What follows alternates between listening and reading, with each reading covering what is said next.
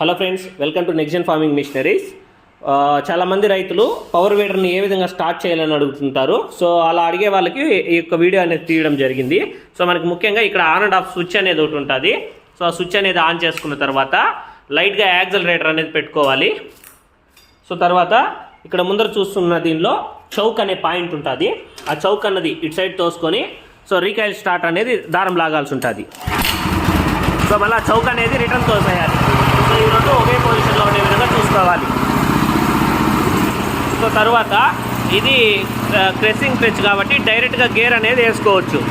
డైరెక్ట్గా గేర్ వేసి క్లచ్ అనేది పట్టుకుంటే బండి అనేది మూవ్ అవుతుంది. సో అలానే సెకండ్ గేర్ కూడా ఉంటుంది. దానిలోనే రివర్స్ రావాలనుకుంటే ఇక్కడ ఏదైతే చూస్తున్నామో ఈ యొక్క క్లచ్ అనేది ప్రెస్ చేసుకొని తర్వాత క్లచ్ పట్టుకుంటే బండి అనేది రివర్స్ మూవ్ అవుతుంది. సో ఇప్పుడు బండి ఆఫ్ చేయాలనుకుంటే సేమ్ ఏదైతే మనకి స్విచ్ ఆన్